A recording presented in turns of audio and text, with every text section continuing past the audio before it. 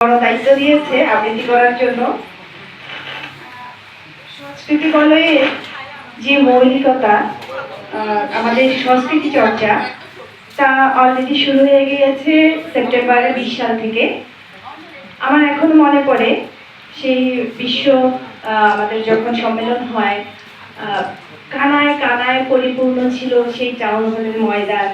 তারপরে দেশ থেকে দেশের আনাচে কানাচে যারা আবৃত্তি সংসদের সাথে জড়িত ছিল, এমন কোনো ব্যক্তিত্ব সেদিন বাকি ছিল না। আমি মনে হচ্ছিল 20 বছরের পুরনো মানুষকে সেদিন দেখেছি, 20 বছর পুরনো সাংবাদিককেও আমি সেই সম্মেলনে দেখেছি। সেই স্মৃতি মনে হলে, আর বিশেষ করে আমাদের উপভাইয়ের কথা শোনার পর আমি আরো শিহরিত হচ্ছি যে আমাদের হৃদয়ের টান, মননের টান কোথায় যাচ্ছে। আমরা দেখতে পাচ্ছি এখন আমরা আবার সচল হচ্ছি সোশ্যাল মিডিয়াতে।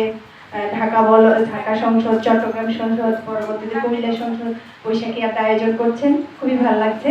সেজন্য সাধুবাদ জানাই সুমন ভাইকে, রুবেল ভাইকে। আমি প্রথম সারিতে যারা আছেন ক্ষমা চেয়ে নিচ্ছি আমার দৃষ্টতার জন্য। আমি স্বরচিত একটি কবিতা পাঠ করছি। শাহিন ভাই, আমাদের হালিম আব্দুল্লাহ ভাই, রুবেল ভাইয়ের সামনে, বিশেষ করে গুরু আছেন। আমরা বৈশাখে হালখাতাটা আমরা সবাই করে থাকি। হালখাতার উপরেই আমি যখন নতুন ক্যালেন্ডারটা টাঙাতে গেলাম 3 তারিখে, বাংলা ক্যালেন্ডার, তখন আমার মাথায় এটা আসলো, পুরনো পেরেক নতুন ক্যালেন্ডার,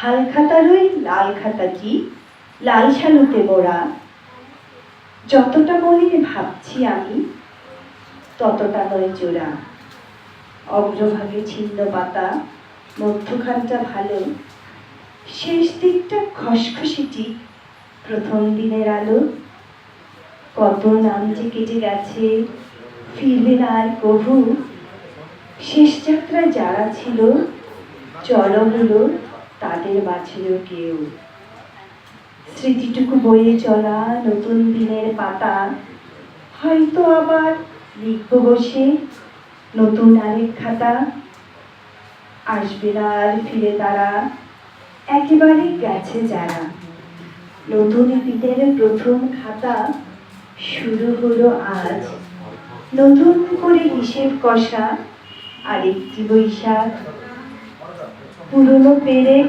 গেঁথে আছে আগের সেই স্থানে, জুড়ে গেল কিছু পাতা ক্যালেন্ডারের নামে, আবার হবে নতুন করে দিন বদলের পালা, আবার হবে হিসেব নিকেশ হালখাতা নামের খেলা, আবার কেউ পড়বে খুশি হয়তো নতুন করে, হয়তো আবার ঘুরে দাঁড়াবে বাকি খাতার জুড়ি, এমন করে আসুক ফিরে সব বাঙালির ঘরে, বছর ফিরে নতুনই বৈশাখ, নতুন আনন্দ উৎসবে।